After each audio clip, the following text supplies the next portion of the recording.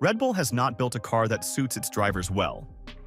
Yes, Max Verstappen finished second in Australia, but he needed all of his generational talent to do so in a car that is clearly not the fastest and also has a tiny operating window. Verstappen wants a car with an immense front grip, and Red Bull has gone down that design direction with much past success.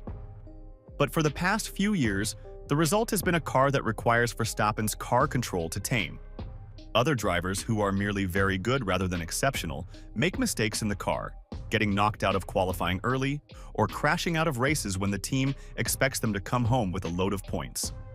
Even in Verstappen's hands, the comparative lack of pace in this year's Red Bull was clear from Shanghai.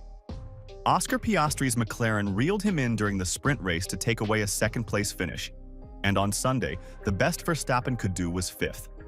His beleaguered teammate Liam Lawson qualified dead last for both the sprint and main event, and now Lawson will be replaced in Japan. And now, why Red Bull's cars are so hard to drive? As Alex Albon once said, "It's like a mouse, but the sensitivity is turned up to the max." Ground effect cars tend to have a specific performance window where they deliver their full potential. Red Bull's car has an extremely narrow window, and if it's set up to suit anyone other than Max, it often falls outside of that window and loses performance. On the other hand, the Visa car seems to be built with stability in mind.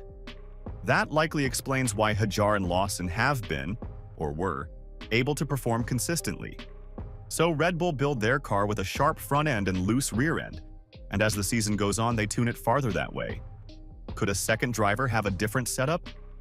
Yes, but that can only do so much, as the aero package and suspension are specific to how Max can drive a car the quickest.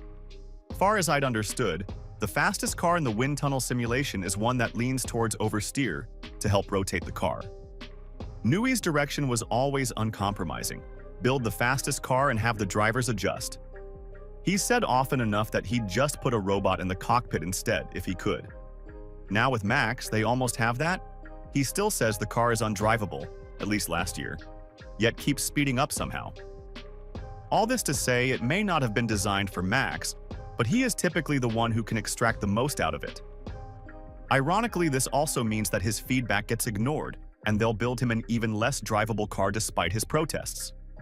The other issue is that a car so sensitive and hard to drive is unpredictable, causing the driver to lose confidence in the car and therefore forces them to not only drive slower, but be forced to spend so much mental energy on keeping the car on the track that they never get into the groove or flow state. The extra mental energy also takes the mental bandwidth away from thinking about other things like strategy and racecraft.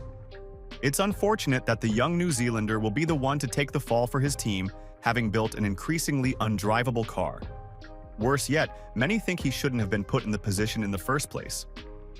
Surely the blame lies with bosses Christian Horner and Helmut Marko, and design chief Pierre Wash.